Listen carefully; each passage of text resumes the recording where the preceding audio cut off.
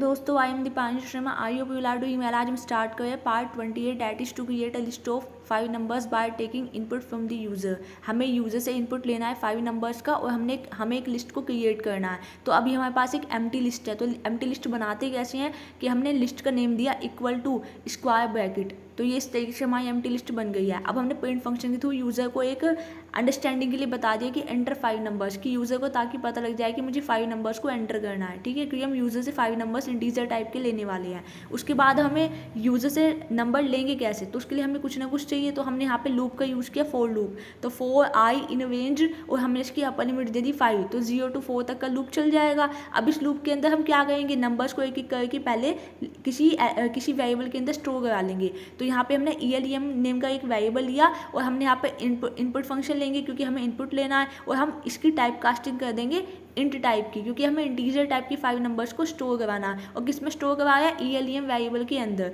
एक एक करके। उसके बाद हम यहाँ पे इंसर्ट फंक्शन का यूज़ करेंगे, जो कि लिस्ट के लिए यूज़ करेंगे। तो लिस्ट डॉट इंसर्ट फंक्शन। अब इंसर्ट फंक्शन के अंदर हमारे 2 आर्ग्यूमेंट होते हैं। फर्स्ट वाला आर्ग्यूमेंट होता है पोजीशन और सेकंड वाला आर्ग्यूमेंट होता है एलिमेंट्स। तो देखिए, पोजीशन के लिए तो हमारा आई यूज हो जाएगा, आई वेरिएबल, क्योंकि आई वेरिएबल एक एक करके पहले 0 पे चलेगा, फिर 1 2 3 4 से चलेगा, 0 से स्टार्टिंग हो गई। तो 0 पोजीशन पे, और जो ELEM वेरिएबल के अंदर फर्स्ट एलिमेंट आएगा वो लिस्ट के अंदर इंसर्ट हो जाएगा। उसी तरीके से फर्स्ट पोजीशन पे, सेकंड पे, थर्ड पे, फोर्थ पे, इस तरीके से लिस्ट के अंदर हमारे एलिमेंट्स तो आ गए 5 एलिमेंट्स। अब उसके बाद हमें लिस्ट को ट्रैवर्स करना है। तो ट्रैवर्स करने के लिए भी हम लूप लगाएंगे। तो फॉर आई इन लिस्ट, जो भी ये वेरिएबल है लिस्ट में आया, और प्रिंट कर देंगे आई को, और and equal to double quotes में एक स्पेस दे करके। ये है कि हम चाहते हैं कि जो भी हमारे लिस्ट के एलिमेंट्स है वो ट्रैवर्स होकर के डिस्प्ले हो एक ही लाइन में। अब हम इस एलिमेंट्स को ट्रैवर्स करने से भी पहले लिस्ट को प्रिंट करा लेते हैं। तो मैंने प्रिंट करा दिया लिस्ट को। तो जब भी लिस्ट प्रिंट होकर के आएगी, इसकी क्या पहचान होगी कि स्क्वायर ब्रैकेट में होगा।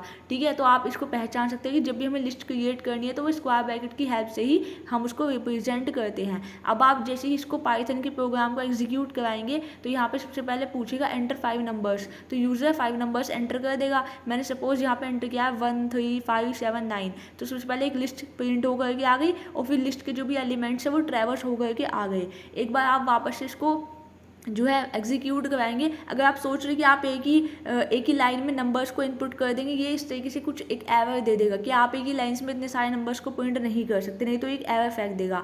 ठीक है, क्योंकि हम 1 by 1 करवा रहे हैं ना, मतलब इनपुट 1 by 1 ले रहे हैं। तो वापस से देखिए, मैंने एक बार आपको 2 4 6 8 10 लेकर के दिखाया। तो I hope you understand the logic that how to create a list of 5 numbers by taking input from the user.